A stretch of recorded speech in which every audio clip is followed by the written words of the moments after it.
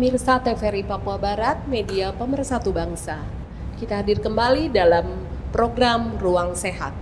Dalam segmen kali ini kita akan membahas tentang kesehatan pendengaran, di mana kita tahu bahwa kesehatan pendengaran itu sangat bermanfaat dalam kehidupan kita sehari-hari. Ada kebanyakan orang yang mungkin sudah mengalami gangguan pendengaran, tetapi mengantisipasinya hanya dengan melakukan tindakan secara pribadi saja. Nah, berkenan dalam segmen kali ini kita akan membahas lebih jauh dan lebih terperinci tentang bagaimana kesehatan pendengaran dengan tema yang kita angkat pada kesempatan kali ini, yaitu ubah pola pikirmu, mari peduli, tuli dapat ditangani. Telah hadir bersama kami pada kesempatan kali ini narasumber kita yang sudah berkenan hadir. Saya menyapa para ketiga narasumber yang hadir. Halo, Dr. Asmawati, spesialis THT yang sehari-harinya bertugas di Rumah Sakit Umum Daerah Manokwari dan Rumah Sakit Umum Provinsi Papua Barat. Dr. Agnes Arubaya MKes. Selamat sore juga Dr. Ade Ismawan MKes yang berkenan hadir. Pada kesempatan kali ini kita akan langsung mengetahui bagaimana gangguan pendengaran. Saya persilakan kepada narasumber kali ini, Dr. Asmawati, spesialis THT, untuk memberikan materinya. Ya. Silakan Dok. Terima kasih Dr. Maggie. Ya, kalau untuk di bidang THT dalam World Hearing Day, di mana kita lebih membahas tentang ubah pola pikir kita tentang gangguan pendengaran. Jadi gangguan pendengaran ini kita dapat deteksi itu mulai dari masa dihamilkan. Jadi dari awal proses pembuahan, proses masa hamil sampai proses akhir, yaitu dari melahirkan. Di mana proses-proses ini sangat mempengaruhi tingkat dari proses pendengaran yang ada, mulai dari telinga sampai ke otak. Kemudian juga proses tumbuh kembangnya, di mana proses tumbuh kembangnya ini yang paling banyak disalahartikan, terutama dalam masyarakat. Jadi bayi harusnya ketika baru lahir itu langsung kita lakukan screening 1-2 hari sebelum keluar dari tempat medis. Bayi dilahirkan, dokter kita evaluasi apakah bayi langsung menangis atau tidak, apakah ada kebiruan atau ada sesak atau tidak. Kemudian dalam masa tumbuh kembangnya, dari bayi mulai lahir ini Dok, kita juga lihat apakah ada refleks saat kita memanggil bayi atau ada pintu berbunyi, itu kita evaluasi semua. Jadi proses yang ada mulai dari bunyi masuk ke dalam telinga, mulai melewati proses gendang sampai melewati proses saraf sampai ke otak, itu semua terbagi menjadi 3 bagian yang harus dievaluasi dalam sistem screening pendengaran pada bayi. Dalam World Hearing Day ini Dok, kita memiliki program yang harus dilakukan. Bayi harus keluar dari rumah sakit, harus sudah dalam keadaan terdeteksi saraf, terutama saraf di dalam telinga yang biasa dikenal dengan autoacoustic emission. Kemudian untuk pengulangan program autoacoustic emission atau yang biasa dikenal dengan OAE 3 bulan kemudian. Jadi untuk menegakkan apakah bayi ini ada gangguan permasalahan pada telinga, kita evaluasi setiap 3 bulan. Sehingga dapat kita atasi pada usia 6 bulan. Harapan kita pada usia 6 bulan bayi sudah tegak. Sudah tegak dalam arti sudah terdiagnosis, oh ini bayi bebas, tidak ada permasalahan dari gangguan pendengaran. Kemudian gangguan pendengaran berikut yang dapat terjadi biasa di masyarakat itu sumbatan dari saluran telinga. Sumbatan yang paling sering itu kotoran telinga yang biasa di mana mungkin pasien atau kita sering mungkin mengorek-ngorek telinga yang mengakibatkan kotoran telinga itu bukannya tambah keluar, tetapi dia tambah masuk ke dalam telinga. Iya.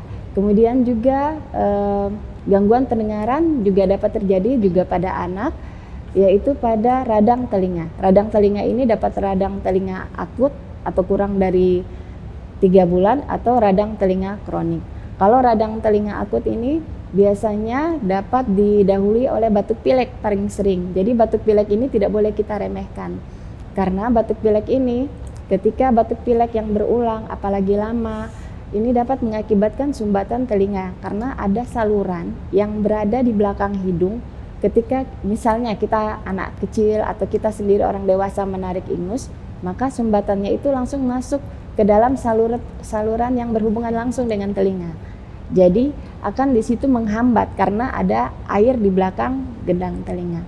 Kemudian ketika gendang telinga ini tidak kuat untuk menahan air tersebut, maka timbullah bocor pada gendang telinga atau biasa dikenal itu sebagai congek atau togean.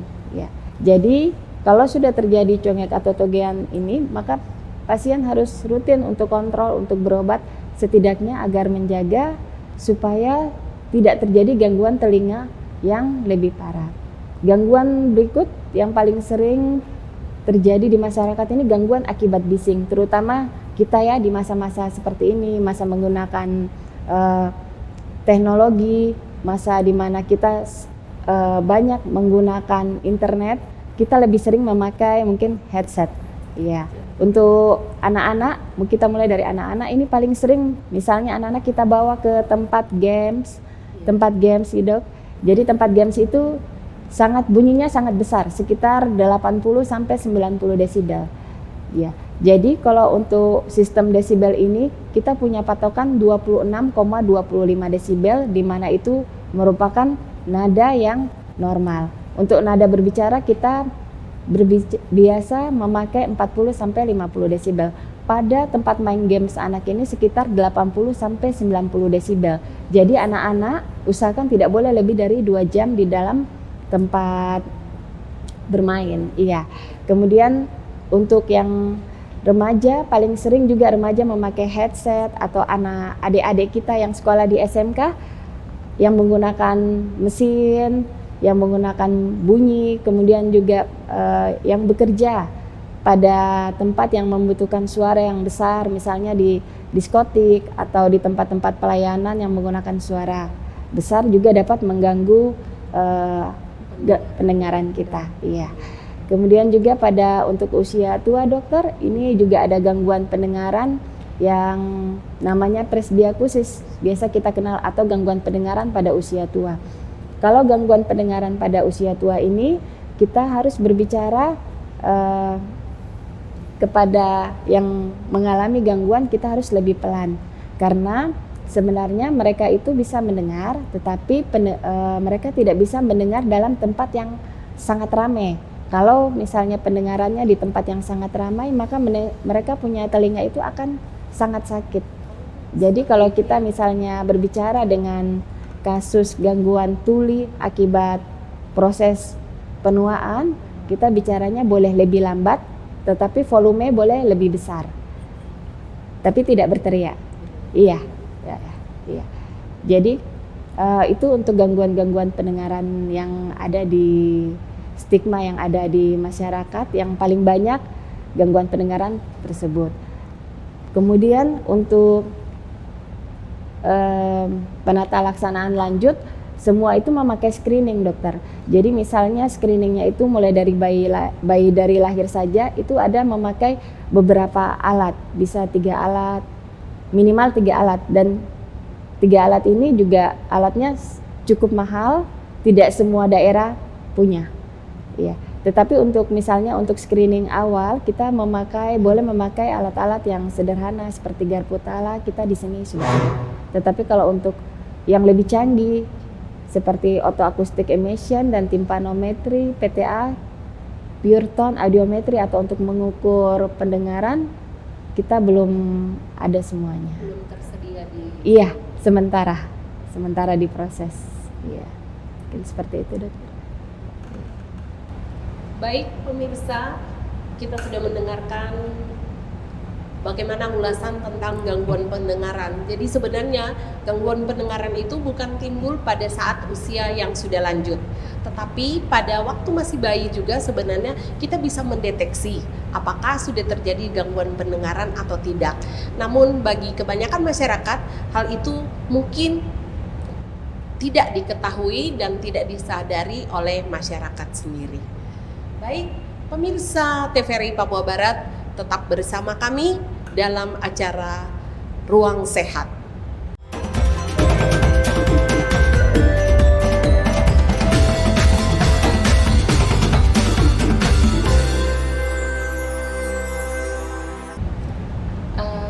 dokter, tadi dokter sempat menyampaikan bahwa pada kesempatan kali ini juga kita membahas tentang gangguan pendengaran karena bertepatan dengan World Hearing Day. Apa sih sebenarnya dok yang menjadi tujuan World Hearing Day, dan World Hearing Day itu apakah diperingati di setiap tahunnya atau seperti apa World Hearing Day tersebut? Jadi World Hearing Day atau Hari Pendengaran Sedunia ini adalah hari di mana kita selalu memperingatinya setiap tahun, dokter. Jadi setiap tahun tanggal 3 Maret setiap tahun kita selalu melakukan kegiatan terutama yang bergerak di bidang pendengaran. Evaluasi pendengaran dan penanganan pendengaran. Mulai dari pusat sampai ke perifer, sampai ke kampung-kampung. Iya. Berarti di setiap tanggal 3 Maret setiap tahunnya itu ada peringatan World Hearing Day yang bisa dilakukan dengan kegiatan-kegiatan ya? Iya, dan kegiatannya ini tidak harus kita mulai pada tanggal 3 Maret dok. Jadi mungkin 2 minggu sebelumnya atau 1 bulan setelahnya kita masih memperingati dalam rangka World Hearing Day. Oh iya. Baik dokter, kalau untuk Provinsi Papua Barat sendiri dalam peringatan World Hearing Day tahun 2024, apakah ada dilakukan kegiatan dalam rangkaian World Hearing Day tersebut? Iya, kalau untuk dari Papua Barat, terutama di Manokwari, kemarin kami sudah mulai kegiatan dokter. Tanggal 3 Maret 2024 kemarin kami bakti sosial sekaligus penyuluhan dan pembagian leaflet di Pulau Mansinam dokter. Di situ kami kurang lebih melakukan bersih-bersih telinga juga, kerjasama juga dengan pihak mata, dengan dokter mata. Kemudian kegiatan berikut kami juga ada melakukan kegiatan wawancara juga di RRI. Saya bersama dokter Agnes kemarin, kami bersama-sama juga untuk kegiatan dalam rangka World Hearing Day. Kemudian juga ada kegiatan kami edukasi bising, jadi langsung kami turun lapangan ke Mebel. Seperti itu ya. Ada penyuluhan juga dok. Jadi penyuluhan juga ada di rumah sakit, sekaligus dengan pembagian leaflet dan bunga mawar putih. Oh, seperti itu ya. Iya. Jadi mendapatkan mawar putih. Iya. Baik yang sudah ada gangguan pendengarannya maupun yang belum terdeteksi gangguan pendengarannya mendapatkan mawar putih ya dok. Semua dokter. Semua kasih. Mendapatkan. Kok saya nggak dapat ya dok? Iya. Baik dokter. Itu kalau dari lebih spesifik untuk klinisnya dalam rangka World Hearing Day ini, kira-kira kegiatan apa yang dilakukan? Kalau dari segi klinis ya, kita BBT, bersih-bersih telinga langsung. Itu yang dilakukan untuk masyarakat yang dilaksanakan tadi di Pulau Mansinam. Mansinam ya. Iya. Oh, berarti masyarakat ditangani ya secara menyeluruh kepada masyarakat, diadakan kegiatan untuk bersih-bersih telinga ya. Iya dokter. Karena kalau untuk kami sementara kita lakukan bersih-bersih telinga, karena untuk daerah Manokwari sebelum kita melangkah ke kegiatan yang lebih maju ataupun lebih menggunakan alat, kita dasarnya dulu nih dok, kita bersihkan. Ya, jadi lorong telinga, rongga telinga ini yang kita bersihkan sekaligus kita screening. Ya, dokter, dari penjelasan tadi, dokter menjelaskan bahwa sebenarnya deteksi dini gangguan pendengaran ini bisa kita dapatkan mulai dari bayi ya, pada usia anak maupun sampai pada usia lansia ya, dan terutama orang lanjut usia yang sudah memang pendengarannya sudah berkurang. Nah, dok, saya ingin mempertegas bahwa sebenarnya memang gangguan pendengaran ini bisa kita cegah ya, bisa kita atasi. Namun tadi dokter mengatakan bahwa keterbatasan alat ya di sini. Nah, jika memang ada pasien yang harus kita lakukan pemeriksaan lebih jauh, bagaimana tindakan penanganannya? Ya. Jadi kalau untuk kasus gangguan pendengaran ini sebenarnya 80% itu bisa dicegah. Cuma dari kita sendiri yang kadang tidak proteksi atau kurang proteksi, yang tadi saya bilang tentang kebisingan. Jadi kita tidak boleh berada lama di tempat yang bising. Kita tidak boleh berada di tempat yang mungkin kalau ada suara tapi jangan terlalu kuat. Kemudian kita juga tidak boleh sering memakai headset. Mungkin proses itu yang terjadi secara berulang-ulang. Dan proses gangguan telinga ini paling sering tidak disadari karena prosesnya sangat amat lambat. Jadi biasanya pasien baru sadar setelah terjadi gangguan pendengaran dan sudah mengalami ketulian, itu baru pasien sadar. Kalaupun misalnya pasien datang kemudian mau dilakukan tes pendengaran, kita periksa dulu nih dok, kan telinga ini ada 3 bagian. Jadi telinga luarnya itu mulai dari daun telinga sampai ke arah gendang telinga kita pastikan aman, harus bebas dari infeksi dok, baik radang telinga ataupun kotoran telinga ataupun ada trauma pada telinga, kita selesaikan, kita tangani dulu dengan baik untuk telinga luarnya, kemudian kita lanjut ke telinga dalam, telinga tengah. Untuk telinga tengah ini dokter, ini mengukur rongga telinga, ini memang harus menggunakan alat yang lebih canggih, termasuk mengukur untuk daerah telinga dalam atau rumah siput biasa dikenal dok. Oh iya. Baik dokter, terima kasih banyak untuk penjelasannya yang kira-kira penjelasan yang sudah diberikan dapat memberikan manfaat bagi kita untuk kita dapat mengetahui dan kita bisa mendeteksi dini gangguan pendengaran yang kemungkinan besar bisa terjadi dalam masyarakat. Tetap bersama saya dalam acara Ruang Kesehatan.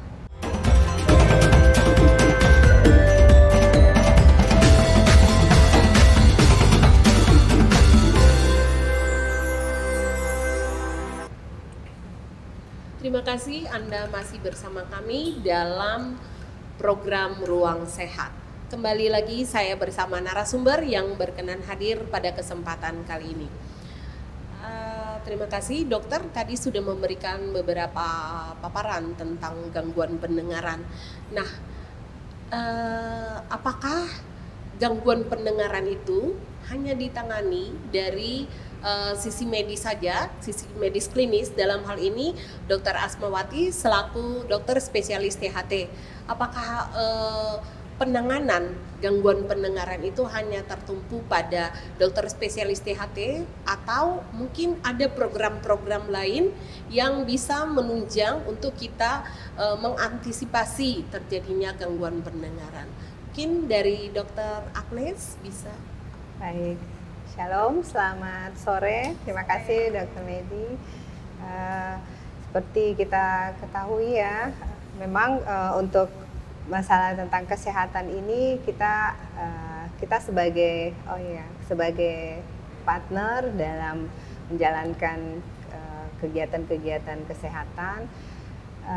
Saya perkenalkan dulu. Iya dok, silakan dok. Saya sehari-harinya saya bertugas di Rumah Sakit RSUD Provinsi Papua Barat, tetapi dalam kegiatan-kegiatan selanjutnya saya juga ditunjuk, baru penunjukan sejak tahun 2016 sebagai untuk Komda, Komite Daerah PGPKT.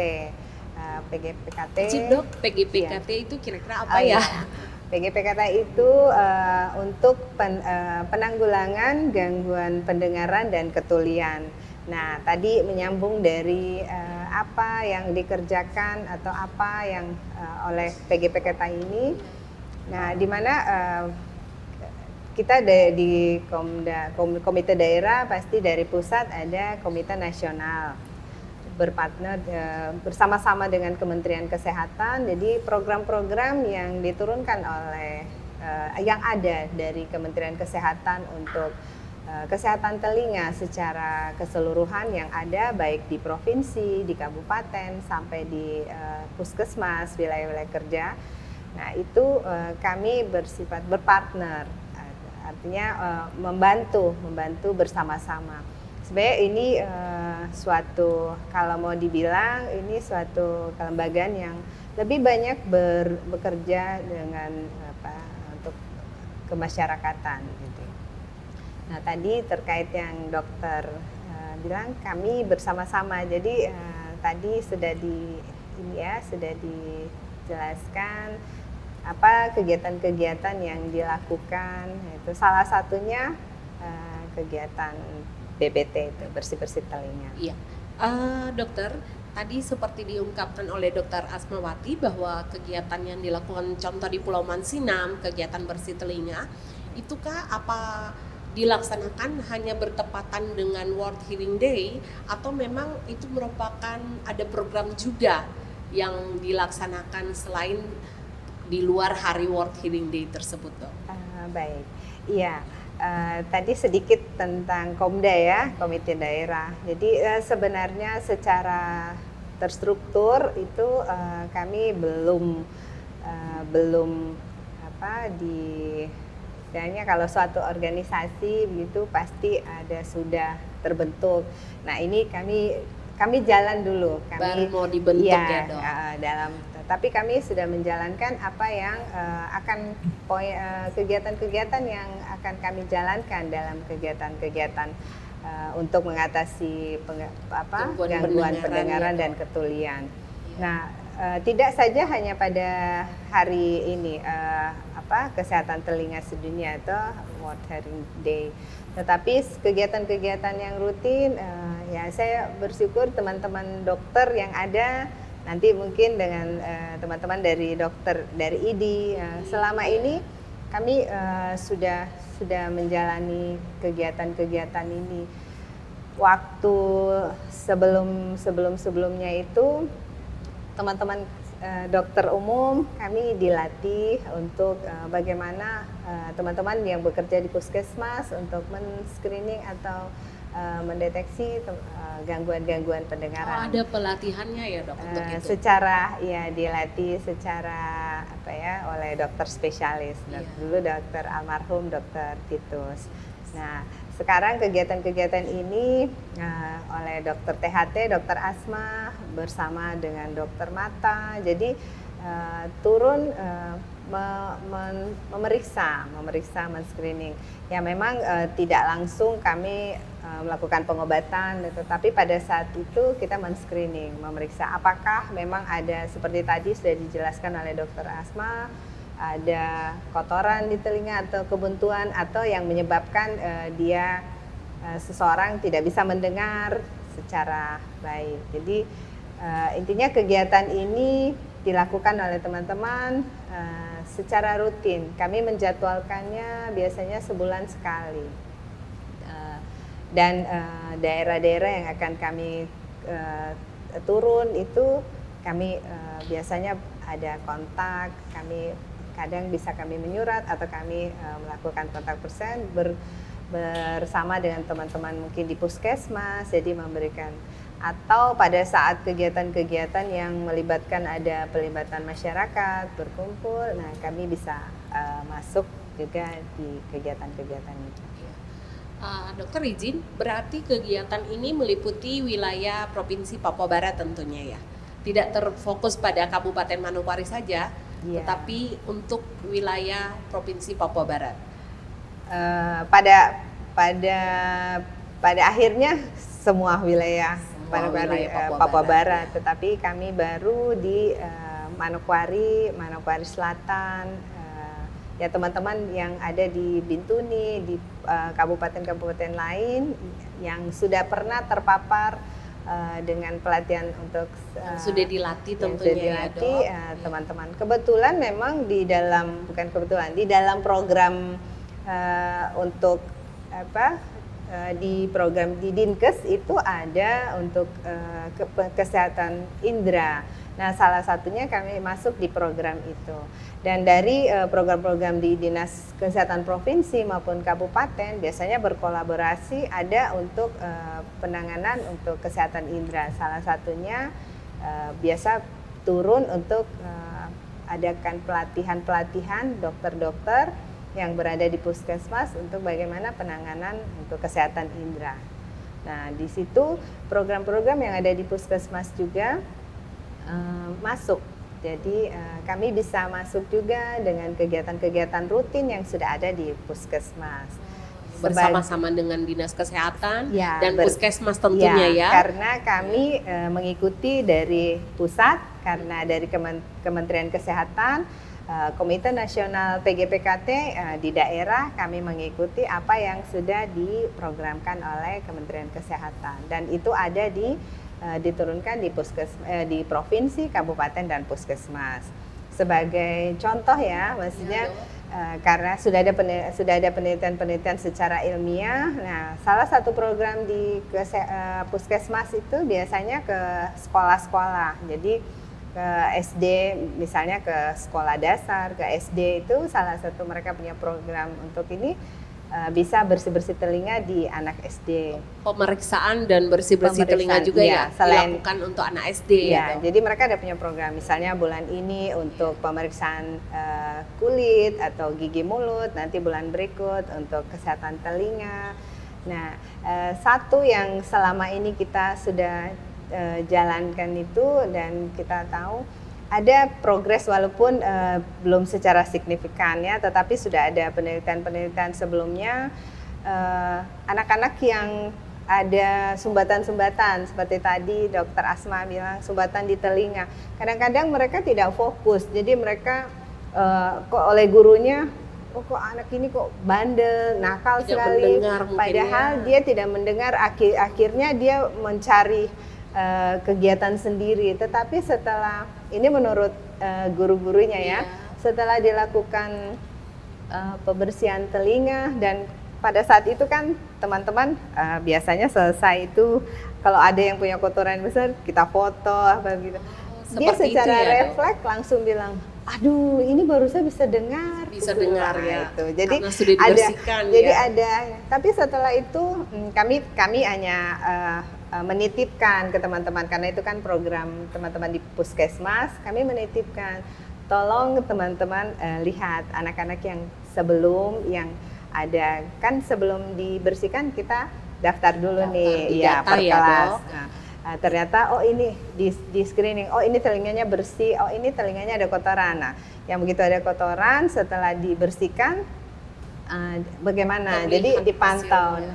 Nah, itu salah satu ada juga yang menurut gurunya dia sudah mulai rajin, sudah bisa mendengarkan apa yang disampaikan oleh gurunya, karena tidak ada hambatan lagi dalam mendengar ya. Walaupun kecil tetapi bermanfaat. Iya, sangat bermanfaat ya. Nah, saya balik kembali ke Dokter Asma ya, Dok. Sebagaimana tadi yang dikatakan oleh Dokter Agnes bahwa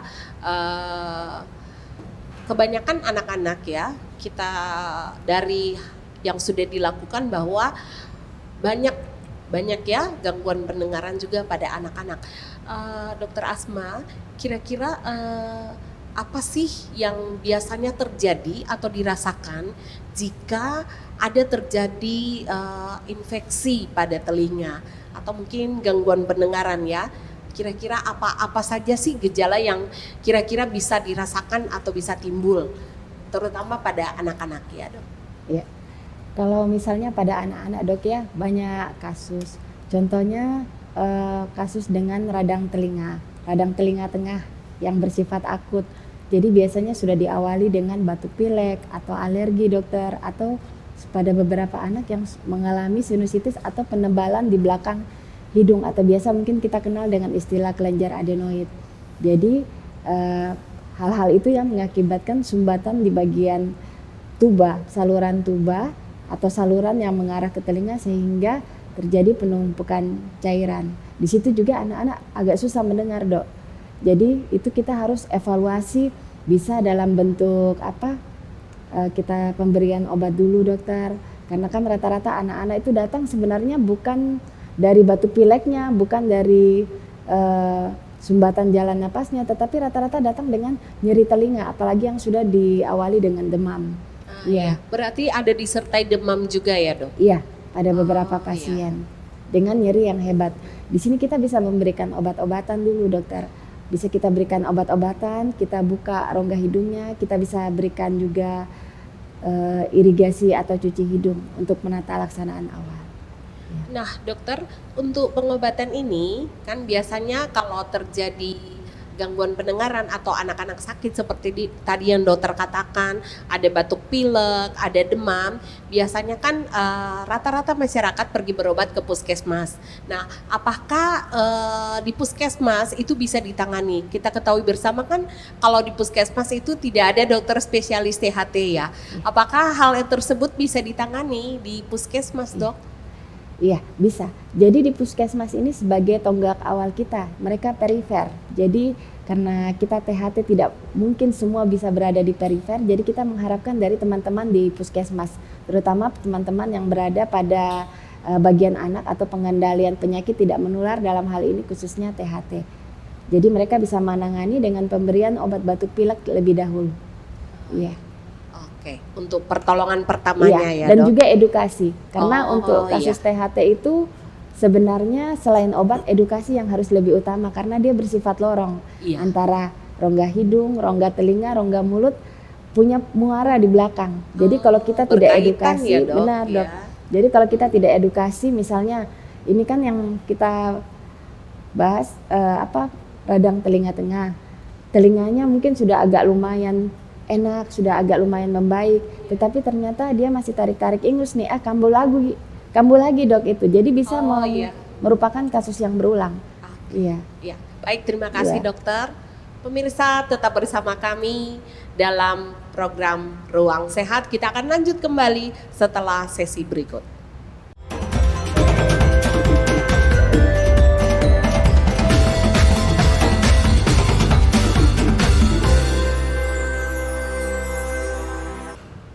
Terima kasih Anda masih bersama kami dalam program acara Ruang Sehat yang membahas tentang kesehatan telinga, tentang pendengaran. Baik, tadi kita sudah berbincang-bincang jauh tentang kesehatan telinga. Nah, dalam kesempatan kali ini, Dr. Ade yang berkenan hadir, di mana Dr. Ade selaku Ketua IDI Wilayah Papua Barat. Dok, saya ingin tahu seberapa jauh peran dari Ikatan Dokter Indonesia Papua Barat dalam penanggulangan masalah pendengaran. Silakan, Dok. Ya, terima kasih Dr. Meggy. Sebelum kita diskusi lebih lanjut ya, saya berterima kasih dulu kepada TVRI ya, yang sore hari ini kegiatan Ruang Sehat kita bisa berjalan dengan baik. Dan saya pikir ini suatu kerjasama yang baik antara TVRI dengan IDI Wilayah Papua Barat. Dan semoga ke depan, beberapa episode ke depan ya, kita bisa lanjutkan sampai tujuan dari Ruang Sehat ini bisa tercapai kepada masyarakat. Agar masyarakat bisa teredukasi tentang masalah kesehatan di wilayah Papua Barat. Betul, Dok. Yang kedua, saya juga mengucapkan syukur ya karena saat ini kita sudah memiliki dokter spesialis THT, Dr. Asmawati ya. Di Papua Barat. Papua Barat ya, karena sebelumnya kita punya dokter THT itu cuma ada di Sorong. Ya, waktu itu masih Papua Barat ya, belum pecah, dan hanya satu dan ditambah dengan dokter Tumpal juga berarti 2 di Sorong. Tapi posisi semua di Sorong. Nah, kita sebagai ibu kota provinsi ya tidak ada. Jadi masyarakat ini agak kewalahan kayak tadi yang sudah diskusikan masalah penyakit-penyakit dasar sebenarnya bisa ditangani. Akhirnya mesti ke Sorong, mesti penanganan dan lain-lain. Jadi Dr. Asma kebetulan juga bukan orang baru ya, beliau dokter umum mengabdi cukup lama juga di Manokwari. Dari Manokwari kembali ke Manokwari. Terima kasih Dr. Asma sudah bisa mengabdi di wilayah Papua Barat ya. Oke, jadi bagaimana peran IDI wilayah Papua Barat? Jadi saya saat ini selaku Ketua IDI wilayah Papua Barat di periode 2013 sampai 2023 sampai 2026. Dan sebelumnya saya sebagai Ketua IDI Cabang ya 2019 sampai 2022.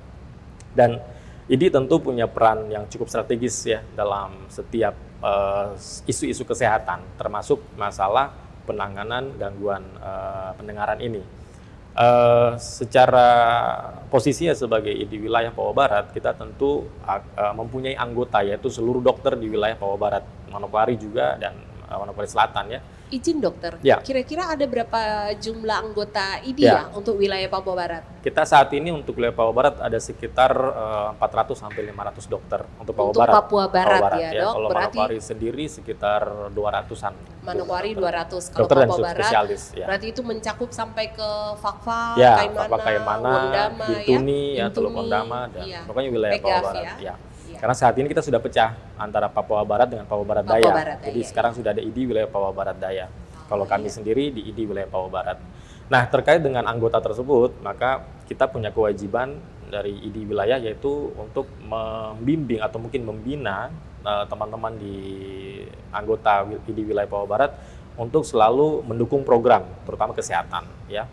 Yang berikut adalah untuk selalu menjaga kompetensi dan kalau perlu meningkatkan kompetensi. Iya, Kalau betul. dulu itu kita harus belajar mungkin lewat Sorong, ada Dokter Titus di sana almarhumnya. Tapi sekarang ada Dokter Asma di sini yang dekat.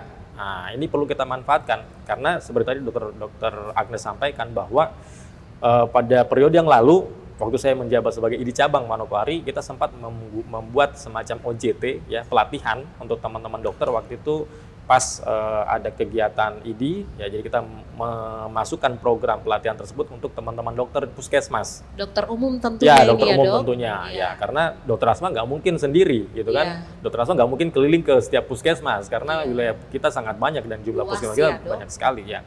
Jadi kita perlu peningkatan kompetensi dari teman-teman di dokter-dokter umum yang ada di puskesmas. Kayak tadi dokter asma sampaikan, yang tadi deteksi dini itu seharusnya bisa dilakukan oleh teman-teman dokter.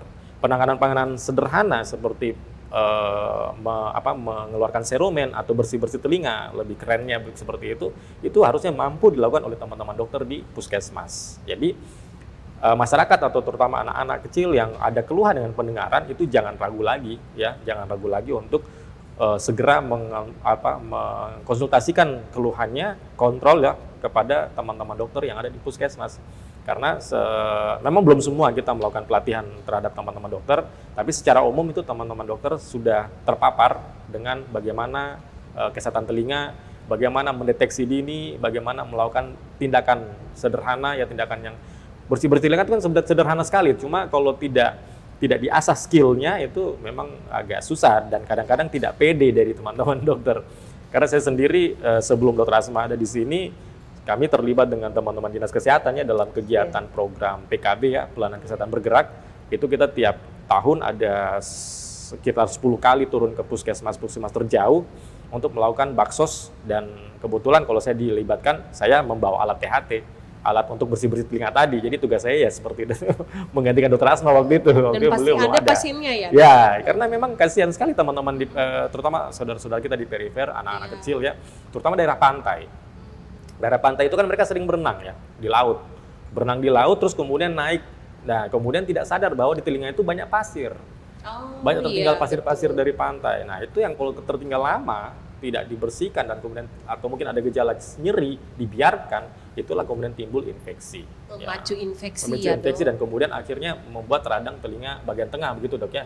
Iya. Ya, radang telinga bagian tengah. Jadi, nah itulah peran di ID wilayah Papua Barat adalah untuk meningkatkan kompetensi dari teman-teman di dokter yang ada di puskesmas untuk lebih skillnya lebih mantap, ya, lebih pede dalam hal penanganan kasus-kasus ringan, ya. Dan kayak tadi pasien-pasien anak-anak kecil yang mungkin ada keluhan-keluhan pendengaran itu bisa segera berobat dan kemudian bisa segera diatasi. Jadi kalau selama ini yang mungkin teman-teman dokter punya ilmu, mungkin punya, tapi keberanian untuk melakukan tindakan sederhana itu kadang-kadang mereka tidak pede. Dan juga mungkin kadang, Dok, karena kurangnya Ya. pengetahuan di masyarakat Ya, ya, sehingga betul. mereka pikir kayak tadi itu hanya gejala biasa saja. Betul. Tetapi sebenarnya itu sudah kita masukkan dalam deteksi dini kita Deteksi dini. untuk gangguan pendengaran ya, Dok. Ya, jadi tanggung jawab kita di wilayah adalah untuk meningkatkan kompetensi teman-teman di dokter yang ada di dokter umum, yang ada di daerah ya, di puskesmas, agar lebih lebih memahami dan mungkin mampu melakukan dan mungkin lebih pede dalam melakukan tindakan-tindakan sederhana. Dan kita juga kan sudah membangun jejaring ya dengan dokter Asma sendiri di sini yang ada di Manokwari, bagaimana kalau misalnya ada kasus-kasus sulit, apakah bagaimana penanganan, kita bisa melakukan telemedicine lah seperti itu ya, Iya. menghubungi dokter Asma, kemudian konsultasi dan mungkin ada arahan selanjutnya sebelum mungkin memang harus dirujuk ke ibu kota provinsi gitu ya. Provinsi, ya. Seperti itu ya.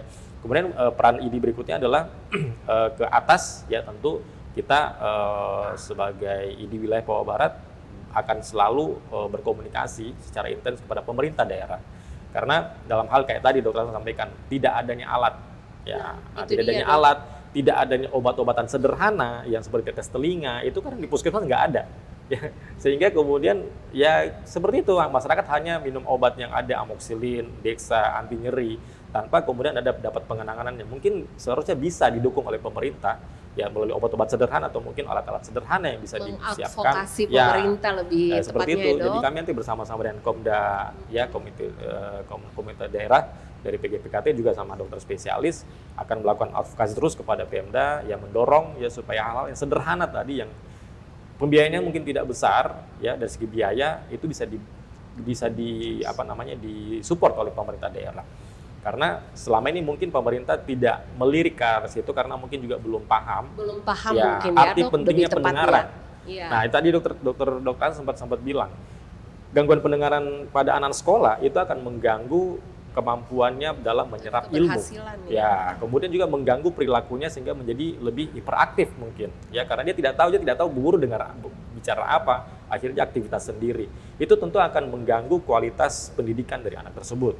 Belum rasa sekarang, tapi nanti sudah mulai SMP, SMA sudah mulai Efeknya ya ya, pendidikannya akan lebih kurang lah ya terkait dengan dibanding dengan teman-teman yang mungkin pendengarannya bagus. Nah, itulah kita kembali memberikan advokasi kepada pemerintah daerah bahwa pendengaran ini penting ya dalam hal pada anak-anak kita ya agar indera pendengaran ini bisa terjaga sehat ya, berkualitas dan bisa memberikan manfaat terutama di bidang pendidikan, ekonomi dan lain-lain ya seperti itu. Dan juga ke bawah tentu kita ke masyarakat ini tetap punya peran strategis juga adalah hal tadi edukasi ya. Kita terus melakukan kegiatan kami di wilayah kan masih baru ya. Kalau terhitung sejak September tahun lalu baru sekitar 6 bulan menjadi pengurus di wilayah. ID wilayah, izin Dok, ID wilayah baru terbentuk ya untuk Provinsi Papua Barat? Itu sudah ada sebelumnya, Iya. namun belum terlalu aktif. Ya, jadi sejak September tahun lalu kami melakukan musyawarah wilayah dan teman-teman mempercayakan saya sebagai ketua ID wilayah Papua Barat dan untuk kembali mengaktifkan ID wilayah Papua Barat supaya lebih aktif dan lebih berguna buat masyarakat. Dan salah satu programnya adalah kita akan mengaktifkan bidang-bidang terkait, ya bidang sosial, bidang humas seperti sekarang ini ya, akan melakukan kegiatan pengabdian yang lebih lagi kepada masyarakat, terutama baksos ya. Baksos itu bisa kayak tadi bersih-bersih telinga, kemudian screening ya, atau mungkin edukasi karena seperti hari ini ini sangat bagus sekali. Kita memberikan pemahaman yang baik kepada masyarakat tentang bagaimana sih penyakit-penyakit telinga yang sederhana yang mungkin selama ini diabaikan oleh masyarakat. Mungkin anak-anak sudah mengeluh tapi orang tua bilang tak apa-apa. Itu biasa Itu saja. biasa saja. Sudah kau cuci saja. Yang biasa sudah keluar cairan di telinga kan kayak gitu kan. Nah, itu padahal sudah infeksi, Dok ya. Dokter Asma sudah infeksi ya, sehingga harusnya sudah mendapatkan perhatian khusus oleh orang tua untuk kemudian segera berobat kepada puskesmas atau mungkin kepada dokter spesialis kalau ada di tempatnya. Jadi edukasi yaitu penting sekali dan kita akan bersama-sama dengan Komda dan dokter spesialis untuk terus membantu memberikan peningkatan pemahaman kepada masyarakat tentang bagaimana sih kesehatan telinga, bagaimana sih penanganan awal, mau berobat kemana sih kalau ada keluhan seperti ini sampai pada penanganan lanjut. Iya. Seperti itu mungkin, Dok. Iya. Nah, dokter tentunya dalam satu program pasti ada keberhasilan program. Betul. Namun di balik keberhasilan itu pasti ada hal-hal kesulitan yang dihadapi. Hambatan. Nah, dalam mencapai keberhasilan itu kira-kira hambatan-hambatan apa yang ditemui dalam mencapai keberhasilan, terutama ini dari sudut pandang ID wilayah Papua Barat untuk masalah gangguan pendengaran ini, Dok. Ya, jadi memang hambatan yang mungkin masih kita hadapi itu adalah pemerintah belum terlalu memperhatikan tentang masalah kesehatan telinga. Ya, ini PR kita bersama untuk bagaimana mengedukasi, memberikan pemahaman yang baik kepada pemerintah supaya program atau kegiatan terkait dengan kesehatan telinga itu perlu juga diperhatikan. Ya, kami mungkin paham bahwa pemerintah daerah punya anggaran yang terbatas, banyak yang mau dikerjakan sehingga kemudian perlu teknik atau taktik atau strategi khusus untuk menyalurkan anggaran-anggaran tersebut. Namun kembali tadi kalau kita memahami arti pentingnya pendengaran, tentu kita dari pemerintah daerah pasti akan juga melihat bagaimana sih kesehatan telinga kita di masyarakat, apa sih masalahnya ya. Kemudian bagaimana peran pemerintah dalam menangani tersebut supaya anak-anak kita ini sehat dalam telinganya ya, sehingga mendapatkan kualitas pendidikan yang baik dan tentu akan berdampak kepada ekonomi di masa depannya. Nah, itu yang mungkin masih perlu kita terus berjuang ya, dan kami berharap pemerintah daerah yang mungkin mendengar kali ini mungkin bisa nanti mensupport. Bisa ada masukan ya, membuka wawasan ya, bahwa support kami dari Komda, dari ID dan juga dokter spesialis tentang bagaimana kegiatan-kegiatan dari kesehatan telinga nanti. Ya. seperti itu. Tadi dokter sempat menyinggung tentang strategi khusus ya dok. Nah tentunya itu tadi mencapai keberhasilan ada hal-hal yang harus kita lakukan. Ya. Ada pepatah mengatakan bahwa tak ada rotan akar pun Akar pun jadi. jadi. Nah dalam melihat situasi yang ada, kira-kira ada nggak inovasi yang bisa dikembangkan, bisa dikerjakan untuk bagaimana sih mungkin selama ini belum ada concern penuh dari pemerintah untuk masalah gangguan pendengaran ini, mungkin dari organisasi profesi ada nggak inovasi-inovasi untuk suksesnya kesehatan terutama untuk gangguan pendengaran? Ya, sekali lagi karena kita masih baru ya, jadi kita belum banyak melakukan kegiatan, tapi rencana-rencana kegiatan sudah ada ya. Di WHD bulan ini ya, World Hearing Day bulan ini, sebelum kegiatan ini saya sudah berkomunikasi dengan Dr. Asmawati untuk mungkin dari ID kira-kira supportnya seperti apa untuk kegiatan WHD ini. Ya nanti kita akan diskusi lanjut dan mungkin dalam waktu dekat kita akan turun bersama-sama dok ya untuk kalau tadi Dr. Asma bilang gangguan pendengaran itu atau bising itu sering pada anak-anak tempat bermain. Tapi juga kita juga jangan lupa juga pada motores kita kan banyak nelayan ya. Banyak nelayan dan mereka seling berjam-jam ya dengan motores ya atau dengan apa namanya speedboat atau bunyi mesin yang saya kurang tahu berapa desibel itu mungkin dok ya, sekitar 80 mungkin ya. 90-an. 90 desibel dan itu desibel. hanya boleh terpapar kurang lebih 2 jam. 1,5 sampai 2 jam. Apalagi kalau sudah di laut ya dok, di laut mereka kan, saling teriak ya. Gitu. Nah itu adalah beberapa mungkin yang bisa kita lakukan sambil menunggu respon dari pemerintah terhadap dukungan-dukungan yang lain. Ya kita melakukan inovasi kegiatan-kegiatan yang langsung menyentuh pada masyarakat. Ya kayak tadi mungkin di daerah teman-teman sekolah SMK atau mungkin di teman-teman motores ya, masyarakat motores yang nelayan ya, sehingga mereka tahu bahwa bising yang mereka hadapi setiap hari itu mempunyai potensi terhadap gangguan pendengaran. Bukan hal yang biasa saja Bukan hal yang biasa sebenarnya. saja, yang tidak boleh Tapi diabaikan. itu, Gitu. Dan mungkin ada tindakan sederhana yang bisa mereka lakukan untuk mengatasi atau mencegah supaya jangan sampai telinga, misalnya ya. Nah, itu nanti ada program bagi-bagi earplug dok ya. Iya. Bagi-bagi namanya Apa itu semacam earplug? earplug itu semacam Penutup dok? telinga. Ya, penyumbat telinga tapi dari karet ya, dari karet yang seperti earphone yang bisa kita pakai atau teman-teman motoris pakai sementara ketika memang harus terpapar lebih lama terhadap mesin speedboat atau mesin Johnson tersebut ya. Mesin perahu tersebut. Jadi kesehatan telinganya walaupun dia tetap harus bekerja karena kan kita nggak mungkin melarang mereka sebagai nelayan, itu mata pencarian mereka. Jadi kita memfasilitasi nelayan lanjut, mesin motor tetap lanjut, tapi kita cegah supaya jangan sampai terpapar telinga terlalu lama dengan memberikan earplug tadi. Kalau jumlah mungkin agak terbatas, tapi nanti kita diskusi bagaimana untuk menambah jumlah supaya motoris yang ada di wilayah pesisir pantai, karena kita Papua Barat ini semuanya pantai ya, kecuali pegunungan Arfak itu pegunungan, ya itu pasti banyak motoris di situ yang perlu terhadap pembagian atau mungkin mendapatkan sarana terhadap earplug tadi itu. Mungkin begitu dok. Wah, ternyata menarik juga ya berbicara tentang gangguan pendengaran yang mungkin selama ini di masyarakat menganggap bahwa itu hal biasa saja. Bising itu biasa saja, tetapi ternyata kalau kita tidak tangani dengan betul dan kita tidak menyadarinya, maka itu akan menimbulkan masalah yang bisa berat ya di kemudian hari, dan tentunya hal itu tidak akan menghasilkan hal baik untuk kesehatan. Ya.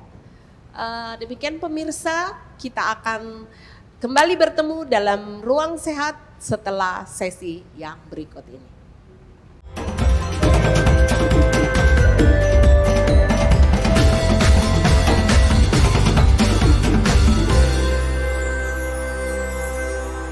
Terima kasih pemirsa, masih bersama saya Dr. Meggy dalam program Ruang Sehat kali ini. Setelah kita berbincang-bincang jauh tentang bagaimana kita mengantisipasi gangguan pendengaran yang bisa terjadi dan tanpa kita sadari, maka tentunya ada banyak hal juga yang harus dipersiapkan dan harus kita persiapkan dengan sedini mungkin supaya efek yang ditimbulkan tidak terlalu berat. Nah, Dr. Asmawati, saya ingin menanyakan bahwa setelah dokter berada atau praktek ya, terutama untuk THT, kira-kira banyak nggak pasien yang dokter hadapi atau tercatat, kira-kira dokter tahu berapa banyak jumlah pasien yang mengalami gangguan pendengaran? Iya. Terima kasih dok. Kalau kita lihat dari gangguan pendengaran, lebih dari 50% dokter itu pasien saya mengalami gangguan pendengaran, mulai dari bayi baru lahir sampai yang orang tua dokter. Bayi baru lahir ada Iya, ya dok? Iya.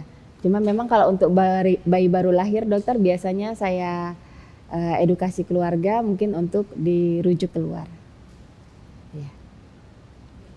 Dokter izin, dokter mengatakan bayi baru lahir ya. Seperti apa sih gangguan pendengaran pada bayi baru lahir? Karena kita tahu kan baru lahir ya, sudah bisa terdeteksi ya terjadinya gangguan pendengaran. Seperti apa ya dok kalau boleh tahu? Iya, jadi kalau bayi baru lahir memang kita evaluasi dulu, kembali lagi kita evaluasi ya telinganya, kita evaluasi dulu telinga luar dok, kita pastikan bersih, baik. Ketika kita lihat sudah gendang telinganya terlihat dengan dengan baik, kita bisa melakukan berarti ini pendengarannya yang bagian luar atau telinga luarnya dalam batas baik. Kemudian karena di sini tidak ada alat-alat yang lebih memenuhi untuk dilakukan pemeriksaan, biasanya saya melakukan tes sederhana dokter. Baik. Seperti apa itu dok? Yang sederhana yang kita lakukan bisa kita dengan meramas kertas atau plastik, itu kan ada bunyi. Bunyi itu bisa sekitar 30 sampai 40 desibel atau bunyi kerincing-kerincing yang biasa ada bola-bolanya itu. Ya, sudah bisa ya didengar oleh kita bayi juga ya. Pakai itu atau bisa juga dengan memakai bunyi yang biasa dipakai tukang es krim yang dipencet-pencet, itu juga bisa telolet iya, itu benar, ya dok. Iya. Atau paling gampang lagi kalau di ruangan kita boleh pakai nerbekan, kita toki dengan spatel juga boleh. Tapi itu untuk yang sudah pendengarannya sudah di atas 70 sampai 80 desibel. Iya. Kalau sudah sampai pada tahap tersebut, bayi ini dia tidak mendengar, saya lebih edukasi untuk rujuk. Atau paling gampangnya lagi dok, kita tanya keluarganya nih, kalau misalnya pintu kebanting atau ada geledek, mencari tidak ini arah suara. Iya, itu juga sangat penting juga dalam anamnesis. Oke dokter izin, kalau memang bayi yang pas memang baru lahir, baru dilahirkan, apakah itu sudah ada pendengarannya dok? Sudah. Sudah ya? Iya, sudah ada. Karena kan sarafnya itu sudah mulai bekerja dari masa kehamilan. Iya. Oh ya, jadi berarti memang pendengaran itu dimulai pada saat bayi lahir ya? Sudah ada pendengarannya. Proses pembuahannya saja kita sudah mulai Sudah siapkan ya, dok? dokter. Oh, sudah dari pembuahan iya, ya. apalagi pada saat trimester 1 atau 3 bulan pertama kehamilan, 3 bulan kedua dan 3 bulan ketiga, itu semua ada proses perubahan-perubahan dan tumbuh kembang dari sistem organ yang ada di bayi. Oke. Nah dok, dari jumlah kasus itu yang paling banyak rata-rata kasus gangguan pendengaran apakah pada bayi, anak-anak atau pada usia remaja atau usia yang lanjut? Iya. Kalau di Manokwari dokter saya lebih banyak dapat pada anak-anak. Oh, pada anak-anak jadi ya dengan dok? kasus yang mungkin kita biasa kenal dengan congek, itu banyak sekali dokter di sini kasusnya. Kalau saya kalkulasi secara rata dok ya, walaupun saya belum menghitung, kira-kira lebih dari 50% dokter yang ada di Manokwari. Jadi pasiennya harus datang rutin, kita bersihkan secara berkala agar lobang, misalnya gendang telinganya kan lobang dok ya, agar lobangnya itu kita jaga agar jangan tambah besar, ataupun kalau misalnya besar jangan sering terpapar mungkin dengan air atau dengan berenang yang dapat merusak tulang-tulang pendengaran ataupun saraf pendengaran atau yang biasa kita lebih kenal dengan rumah siput. Iya. Oke dokter, berarti memang kebersihan telinga juga ya. Tentu hal ini kalau dari sisi kesehatannya lebih ke arah promosi kesehatan ya dok ya. Dokter Agnes, kira-kira ada nggak program-program lebih ke arah tadi kebersihan tubuh ya, untuk menunjang gangguan pendengaran supaya tidak terjadi gangguan pendengaran ini? Mungkin dari sisi program dok, apakah ada korelasi program mungkin keterkaitan dengan bidang yang lain untuk kebersihan tubuh? Ya, pada prinsipnya kalau kita menerapkan pola hidup sehat ya, salah satunya termasuk dengan kebersihan kesehatan telinga. mungkin kalau dari sisi program kita mengikuti apa yang dari teman-teman lakukan ya, karena yang punya biasa di wilayah kerja gitu kan, yang punya masyarakat itu adalah wilayah kerja setempat. Nah, mungkin perlu dititipkan dari teman-teman kalau pada saat turun kegiatan-kegiatan keluar, pada saat misalnya ke sekolah-sekolah atau ke tempat-tempat yang memang untuk di mana pelibatan masyarakat, nah itu disitulah diedukasi bagaimana tentang pentingnya kesehatan secara keseluruhan, bagaimana untuk menerapkan pola hidup sehat, terlebih khusus kalau dalam kegiatan untuk penanggulangan kesehatan telinga, bagaimana untuk merawat telinga. Mungkin satu yang seringnya mungkin kadang sering terlewatkan atau sering dilakukan gitu, kadang-kadang membersihkan telinga secara sendiri gitu. Nah, itu mungkin ada edukasi nanti mungkin biar Dokter Asma bagaimana nih untuk membersihkan telinga ini, apakah harus setiap hari kah atau sesuai berapa kali dalam sehari atau berapa kali dalam seminggu. Nah, apa fungsi untuk kita telinga itu harus bersih terus kah atau memang ada manfaatnya gitu.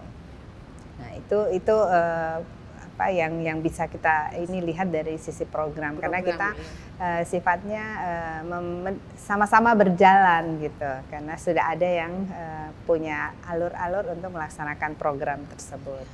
Tentunya penguatan jejaring ini perlu ya, bukan cuma bertumpu pada sisi medis klinisnya saja, tetapi dari sisi program, dari sisi profesi juga, maupun terutama dalam hal ini berbicara tentang kesehatan, tentunya peran dinas kesehatan sangat penting ya untuk menunjang kesehatan di suatu daerah. Nah, Dok, tadi Dokter Agnes sempat menyinggung ya tentang kita juga ngomong tadi banyak yang sakit datang dengan telinga yang kotor. Nah, kira-kira Dok, gimana sih upaya supaya telinga kita tetap bersih? Artinya memang seperti tadi main di laut juga telinga bisa kotor. Tetapi kira-kira bagaimana sih kiat atau upaya yang bisa kita lakukan sederhana di rumah yang untuk kebersihan telinga, Dok? Mungkin kiat yang pertama, telinganya nggak usah diapa-apain. Tidak usah diapa-apain. Jadi kalau kotor tidak usah diapa-apain. Tidak perlu dibersihkan karena pada dasarnya memang kotoran telinga yang ada di telinga itu akan diproduksi setiap hari, Dok. Jadi dia juga kotoran telinga tersebut bersifat sebagai pelembab, tetapi dia memiliki fungsi dapat membersihkan diri sendiri. Oh gitu, Dok. Iya. Jadi kotoran telinga itu dapat keluar mungkin pada saat kita makan atau pada saat kita berbicara, Dokter. Jadi tidak perlu kita bersihkan. Kecuali pada misalnya pasien-pasien yang memiliki gangguan struktur telinga atau penyempitan dari liang telinga atau kotoran telinganya mungkin mengalami sesuatu pengerasan atau melekat pada kulit liang telinga, itu kontrol di THT biasanya durasi kami minta sekitar 6 bulan. Ya, dalam 6 bulan kita bersihkan. Jadi seperti itu ya, Dok. Kalau kegiatan yang biasa kan banyak dilakukan masyarakat ya, pakai cotton buds, membersihkan kuping sendiri. Itu kan banyak dilakukan masyarakat ya. Dengan mungkin masih belum paham ya, berpikir bahwa dengan membersihkan telinga maka kita akan menjaga kesehatan telinga ya. Kalau hal itu bagaimana, Dok? Kalau dari kami kolegium tidak disarankan dan tidak disetujui. Jadi tidak perlu dilakukan pembersihan telinga. Karena misalnya kita menggunakan cotton bud ini atau kunci-kunci atau mohon maaf di sini banyak sekali pasien saya dapatkan menggunakan batang gedi atau pepohonan lah ya. Pepaya, punya batang pepaya yang bulat itu. Iya. Jadi biasanya mereka korek pakai itu. Sebenarnya korek telinga itu bukan membersihkan, tetapi justru kita melukai kulit liang telinga. Jadi kulitnya itu tergesek. Kalau misalnya kulit dari struktur bagian luar kita gesek, itu dia akan sembuh dengan misalnya terkena udara, kan dia langsung kering. Tapi kalau di telinga tidak, di telinga itu malah akan terjadi proses lembab, kemudian menjadi bengkak yang lama-lama akan mengeluarkan air. Iya, jadi airnya itu dari bekas gesekan, Dok. Iya. Oh iya. Jadi tambah infeksi jadinya. Bukannya malah lebih bersih, Iya. tapi justru malah lebih mengakibatkan hal yang tidak kita harapkan ya Iya. dok. Nah, sekian jauh kita sudah berbicara tentang gangguan pendengaran, kita sudah mengulas lebih jauh. Kira-kira dari narasumber bertiga, kira-kira ada harapan atau ada keinginan yang bisa kita lakukan bersama tentunya ya. Tadi saya katakan bahwa peran jejaring lintas sektor ya perlu kita tingkatkan. Kira-kira ada yang ingin disampaikan baik dari Dr. Asmawati sendiri sebagai pelaku klinis ya, dari sisi klinis untuk menunjang kesehatan pendengaran, kemudian dari Dr. Agnes dari program ya, dan kemudian Dr. Ade Ismawan dari organisasi profesi. Kira-kira mungkin ada harapan atau ada keinginan atau ada hal baik yang akan dilakukan untuk meningkatkan kesehatan, dalam hal ini adalah kesehatan pendengaran. Saya persilakan dok. Kalau dari saya dokter ya, jadi kalau untuk kesehatan pendengaran ini, yang pertama harus kita lakukan itu kita rubah stigma, kita rubah dulu pola pikir kita dok. Jadi bahwa gangguan pendengaran ini bukan berarti tuli. Gangguan pendengaran dan juga tuli atau tidak mendengar ini dapat ditangani. Biasanya pasien sudah dalam keadaan yang lambat. Satu hal yang harus kita ketahui bahwa pasien dengan gangguan pendengaran atau dengan ketulian ini yang merasakan hanya diri mereka sendiri dan orang yang ada di sekitarnya. Karena ini berhubungan dengan komunikasi, dengan berbicara, kemudian juga dengan keselamatan. Karena kalau ada apa-apa tidak mendengar, dia juga tidak bisa menyelamatkan diri. Kemudian untuk pendengaran ini karena prosesnya itu sangat cukup mahal. Menurut saya ya sebagai dokter THT cukup mahal, mulai dari proses pemeriksaan sampai proses misalnya kita rehabilitasi memakai alat bantu dengar ataupun implan koklea yang harganya cukup fantastis. Untuk alat bantu dengar saja sekitar 5 sampai 7 juta, implan itu sekitar 200 juta dok per telinga. Seperti itu harganya dok. Iya. Dan belum tersedia di Manokwari iya, ya. Jadi saya mengajak pemirsa sama teman-teman saya yang berada di pihak kesehatan agar mari kasus yang berhubungan dengan gangguan pendengaran kita tangani secepat mungkin, kita obati dan kita evaluasi secara baik. Dan saya juga siap dikonsul baik by phone atau yang lainnya. Wah, sosmed boleh. Sangat terbuka Iya. ya untuk umumnya dok. Iya. Jadi kalau ada masyarakat yang mungkin memerlukan bantuan, bagaimana sih supaya telinga kita bersih, telinga kita tetap sehat ya, agar terhindar dari gangguan pendengaran, bisa langsung ya ke Dr. Asmawati, spesialis telinga, hidung dan tenggorokan yang sehari-harinya melakukan praktek di Rumah Sakit Umum Daerah Manokwari dan di Rumah Sakit Umum Provinsi Papua Barat. Mungkin dari Dr. Agnes, jika melihat dari sisi program, ada harapan atau ada keinginan untuk bagaimana sih supaya masyarakat itu terbebas dari gangguan pendengaran. Silakan dok. Ya. Terima kasih pada kesempatan ini. Mungkin saya luruskan ya, kalau program kami mengikuti dari pusat. Kami berharap dengan dari Dinas Kesehatan Provinsi dan Dinas Kesehatan Kabupaten, karena kami adalah juga mitra jejaring. Nah, yang punya masa, yang punya yang melaksanakan itu, kami juga ikut mensupport. Di sini berharap karena dari perjalanan awal, semoga kedepannya dengan kegiatan yang disupport oleh dari ID dan juga oleh teman-teman klinisi dan kami di komite daerah, semoga kedepannya bisa terbentuk komda-komda bagi PKT di setiap kabupaten kota, karena kami akan bersinergi untuk bekerja. Semoga harapan yang paling ini seluruh wilayah masyarakat yang ada di Kabupaten Manokwari ini sehat dalam ini, sehat telinganya, dan kedepannya visi kedepannya Kabupaten Manokwari bisa menjadi kabupaten sehat telinga. Itu juga menjadi harapan program-program dari Komite Nasional. Seluruh kabupaten yang ada di wilayah Papua Barat bisa bergandengan tangan bisa menjadi Kabupaten Sehat Telinga dan mewujudkan Provinsi Papua Barat, Provinsi Sehat Telinga. Juga meluruskan atau mewujudkan Indonesia mulai bebas untuk kesehatan telinga seperti program-program lainnya pada saat 2030. Kita berharap seluruh provinsi dan Indonesia bisa dalam tahun 2030 teratasi untuk masalah kesehatan. Itu tujuannya ya dok, Ya. tujuan jangka panjang ya. Tentunya untuk mencapai itu ada tahapan-tahapan ya, yang sudah dokter katakan tadi, yang bisa kita lakukan secara bersama-sama ya. Ya. Dokter Ade, kalau dari sisi organisasi profesi IDI tentunya wilayah Papua Barat, kira-kira hal-hal apakah yang bisa dilakukan IDI untuk menunjang kesehatan telinga, dalam hal ini kita mengurangi gangguan pendengaran. Silakan dok. Ya, terima kasih. Jadi memang kami selalu akan mengadvokasi pemerintah daerah ya, dan kami berharap ada atensi ya, sudah ada perhatian lah, mulai dari kalau kita di sini provinsi, kemudian kabupaten, bahkan sampai ke tingkat distrik.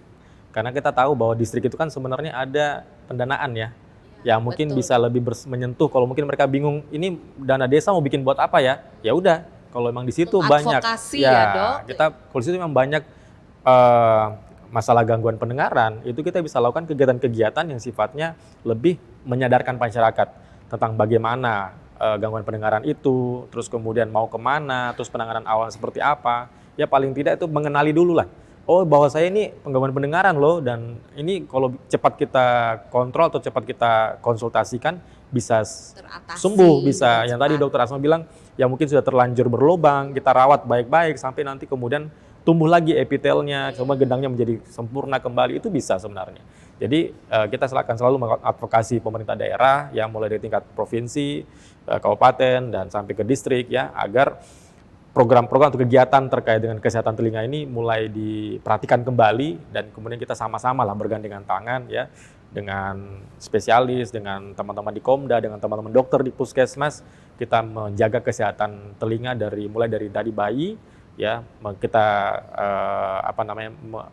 peduli terhadap pendengaran anak kita yang masih bayi dengan tadi merangsang bunyi ya. Jadi orang tua juga harus paham bahwa membesarkan anak bukan hanya kasih makanan atau kasih susu saja ya, tapi juga kita sekali-sekali lihat, perhatikan dia punya respon ya. Itu kan edukasi ya, pengetahuan yang harus kita naikkan ya. Juga kalau sudah ada keluhan kayak tadi mulai ada bocor telinga atau conge, itu bagaimana caranya supaya dirawat, jangan sampai dia menjadi lebih parah ya. Karena kalau sudah parah tadi harganya satu mobil dok ya, 200 jutaan itu ya. Kalau kita mau ganti rumah siput itu harganya satu mobil itu ya. Jadi ya tidak masuk dalam coveran asuransi. Jadi memang efeknya jangka panjang itu sangat besar, dan tentunya akan mempengaruhi kualitas hidup dari masyarakat. Nah ini yang perlu dipahami oleh teman-teman di pemerintahan ya, dan kita berharap sih dengan edukasi seperti ini, dengan kegiatan-kegiatan kami nanti yang akan kita lakukan, itu kita berharap akan ada sinergitas ya, ada kebersamaan ya, sehingga tujuan untuk menyehatkan masyarakat terutama dalam hal telinga itu bisa tercapai bersama-sama, dan kualitas hidup pasti akan menjadi lebih baik ya, dan tentu akhirnya adalah perekonomian dan segala macam bisa menjadi lebih bagus. Seperti itu mungkin. Ya, memang kesehatan itu sangat mahal ya.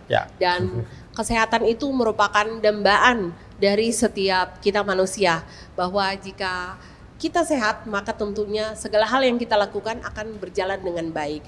Tapi untuk menggapai hidup sehat itu tidak ditentukan oleh satu faktor saja. Betul. Ada banyak hal, ada banyak faktor, dan tentunya itu bisa dilakukan dari diri kita sendiri juga. Semakin kita memahami, mengenal keberadaan diri kita sendiri, maka itu adalah suatu upaya bagi kita untuk menciptakan kehidupan yang sehat. Terima kasih untuk perhatian kita sore hari ini. Terima kasih saya utarakan bagi ketiga narasumber yang sudah berkenan hadir bersama-sama kita pada kesempatan kali ini. Dan dalam ruang sehat kali ini kita sudah mengupas jauh dan banyak tentang kesehatan pendengaran dan tentang gangguan pendengaran. Semoga ini bermanfaat bagi kehidupan kesehatan kita, dan sampai bertemu kembali dalam acara Ruang Kesehatan selanjutnya. Saya Dr. Maggie dalam kesempatan kali ini berterima kasih untuk waktu Bapak Ibu sekalian dalam mengikuti kegiatan Ruang Kesehatan pada kesempatan kali ini. Terima kasih.